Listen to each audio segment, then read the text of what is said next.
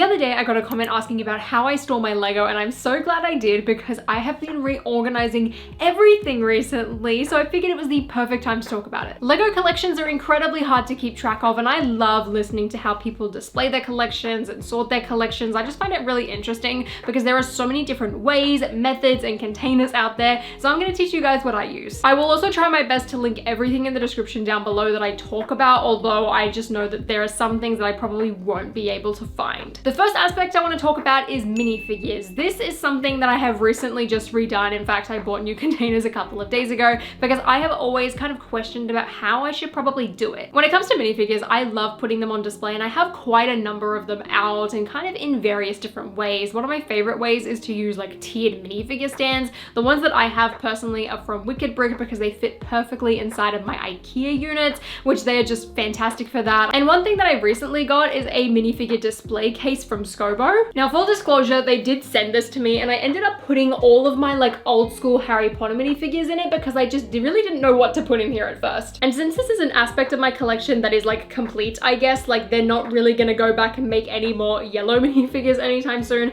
I thought it was a pretty reasonable thing to do. I also have two small acrylic display cases that are also from Wicked Brick. One is for my Queen Amidala minifigure because she's just too expensive and cool and valuable. I really wanted to put her in there. And the other is a specialty like Star Wars Celebration one. Otherwise, I kind of just display them in my sets where I can, and I feel like those are kind of the basic things of what to do with your minifigure storage. This is not the best example, but I also really love using pab cups to display small sections of my mini collection. This one in particular is just stuff I kind of need to put back and sort through at the moment, but like I have like the large pab cups full of like my Harry Potter Quidditch teams. I know I've got one for DC minifigures. They can be pretty handy for them, and chances are you've probably got a couple of them lying around too. However, for anything that is not on display, or I guess in one of those pab cups, divided like containers are my favorite thing to use. I've got a couple different versions of these. So these first ones are from Bunnings Warehouse here in Australia. This is like the smaller version of it, and this is the larger version of it. Both of these right now are housing my Marvel minifigures,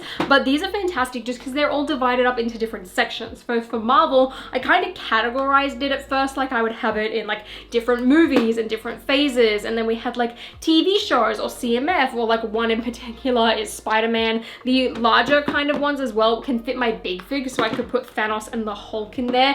However, for my Star Wars and Harry Potter minifigures, I upgraded them again. I was looking for storage tubs the other day, and I came across this like giant thing, and it has 8 different sections, and specifically for Harry Potter, this is perfect because I could have each little section represent a different movie because Harry Potter's got 8 movies, and this is just fantastic. It is really, really big, so it can store a ton of minifigures in here. I mean, just looking at this though, it's really sad just like how many Deathly Hallows minifigures we have in comparison to some of the other movies, but this is great for me to group up all of my minifigures. I mean, you can divide it however you want. Again, like hardware stores or craft stores, I feel like are the best for this type of stuff. I mean, even if you're dividing pieces, I feel like this could be a good thing, but for minifigures in particular, this is my new favorite method. These ones in particular as well were like 10 Australian dollars, so it wasn't super expensive either. And then for Star Wars, again, I kind of just tried to divide it into categories. So we have like prequels, original trilogy, sequel trilogy, animated TV shows, live action TV shows,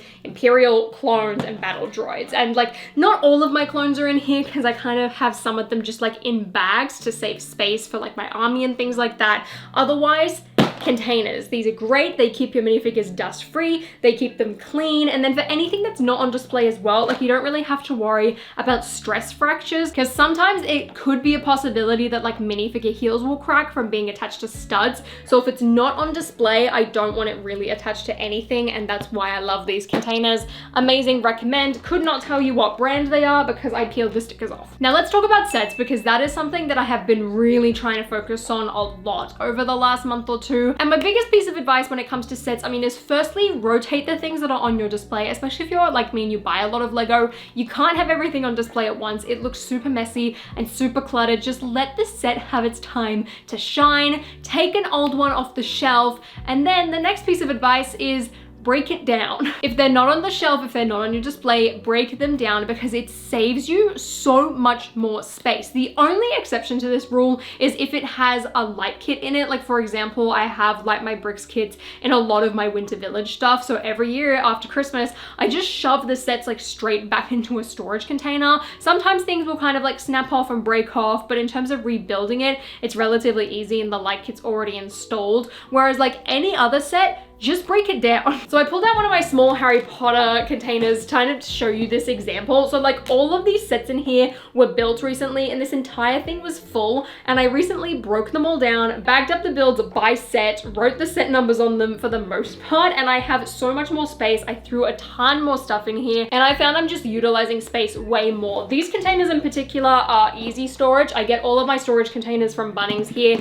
I would just like find one system and stick to it when it comes to storage containers. I have small versions of these, giant versions of these. It is just fantastic. And I try to do the same thing where it's like, I'm gonna break down a set and just stick it in here. While doing that though, I do try and categorize it. So like I have a lot of containers that are just specifically for Lego Harry Potter, and it's fantastic. I also have a Christmas one that has a lot of my Christmas ornaments, and it's where I originally kept my Christmas X-Wing until I built it earlier this year. It's also a really good idea to label the outside of the containers, especially if you're not buying clear containers. I mean, I would recommend clear containers just because it's so much easier to see inside and have a good look at what's actually contained and stored inside there. However, you know, you might not want to look at the clutter and things like that. You might want a solid color. I get it. So label the outsides. I personally haven't done that with any of my clear containers. I definitely should have, but that is another tip I would give you. And one of the hesitant parts to breaking down a set is definitely the kind of rebuilding process. So if you are going to break down your sets,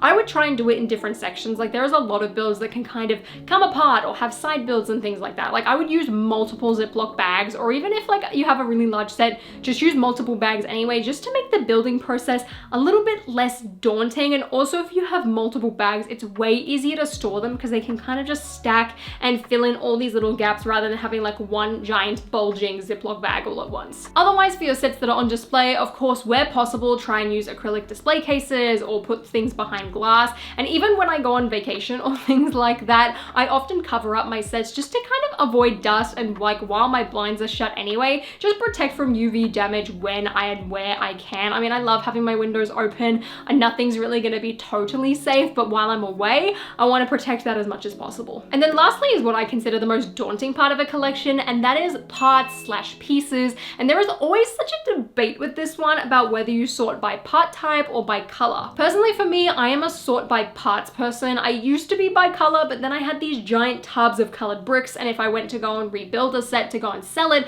I would be digging through these pieces to try and find like small 1x1 pieces that were typically all at the bottom. It was just horrible. It was not a good system. I would definitely recommend doing it by part, because if you're building a mock or trying to rebuild something, it's way less daunting. But let's talk about storing pieces. Now, I used to use those like craft drawers, which are like very similar to, I think, what's called like the Acro Mills thing that you could get on Amazon in the US. I also know the Container Store has some stuff like that, like just that type of drawer, like a craft drawer or a hardware drawer. I hated using them. I bought them because I would go on like the Lego storage subreddit and everyone would be talking about this type of drawer type, and I just found it awful to store pieces. Like it was not good. I had 2 of them just like piled in my bedroom and I could never find anything. The drawers were too small. It was just atrocious. They would often get stuck. It was just not good. There's definitely a place for them, I do think, but in my collection at the moment, I've just gotten rid of them. If I was ever to get those type of drawers again, I would definitely only use them for small pieces, like nothing bigger than a 1x2 brick, I think would go in those. Like if you have a ton of studs or you're like really into dots or like the Lego art sets, I feel like they would be really good for that. But for larger pieces, that is not a good system at all. Now, in terms of what containers to use, I really feel like the next part depends on your space and budget, which is really why those types of drawers are really, really popular. If you have a lot of large pieces, I would say like smaller containers, again, like the divided minifigure containers, are a really great option for that. Otherwise, if you have a little bit more space and a little bit more budget, your best friend is the IKEA Alex drawers. Now, for all of my makeup girlies out there, you will know how out. Everyone kind of raved about the Alex drawers when it came to makeup storage and makeup organization. And then part of that too has kind of helped out in the Lego storage section. Unlike makeup storage, typically when it comes to Lego, everyone goes for those wider drawers just because there is way more space going on. The bottom drawers as well that are a little bit taller than the top ones aren't as deep, which makes Lego piece storage so much better. I recently invested in these. I ended up getting 2 of the units and then I put a tabletop on the top. Having that horizontal surface is so helpful, and then it means all of my pieces are at my disposal and they are sorted really nicely. And the way personally I have done it is that I put the smaller pieces at the top and then the larger pieces down the bottom so that it's kind of in some sort of order. Now the part where those Acro Mills drawers really have a benefit over the Alex drawers is that the Alex drawers, it's literally just like drawers, like there's no division inside them whatsoever, so you have to go and find little containers to put on the inside. And you can use anything for this. Like if you have a tiny food container lying around, you can shove it in there. But if you're like me, ideally you want to have as many containers as you can, fill up that whole drawer with very, very minimal space. Now personally, what I've got in majority of my drawers are just these like tiny plastic containers, again, that I bought from Bunnings Warehouse. However, I did find some better ones on Amazon that are made of a thinner plastic, so they fit way more snug inside the drawer, and you can actually have like one fitting all the way across the drawer. It just fits perfectly. It is incredible. If I ever need to get more of these tiny containers, I'm gonna be buying these ones because they were cheaper. They came in a bulk pack and they just fit way better. I did have to individually stick all of the little feet on, which was a little bit of a pain, but other than that, they are fantastic. For the bottoms of the Alex drawers though, something that I personally got is these like kitchen containers from Kmart. These are perfect. I don't know where you could find an equivalent for these if you're not in Australia, but if you are in Australia, they are fantastic. I use the size small for the most part and then just like get different widths, but they can fit perfectly like lengthwise, widthwise. It is fantastic for all of my large pieces. I love them so much. I have not found anything better anywhere else. Granted, I haven't really gone looking, but that is like my ideal setup, is those Amazon containers for the top few drawers and the Kmart ones for the bottom. Again, I'll leave them linked in the description down below so you can see the dimensions and see if you can find an equivalent or some sort of alternative, but they are fantastic. Now the last thing for parts is something I've only really encountered recently as soon as I started to buy a ton of masonry bricks for no reason,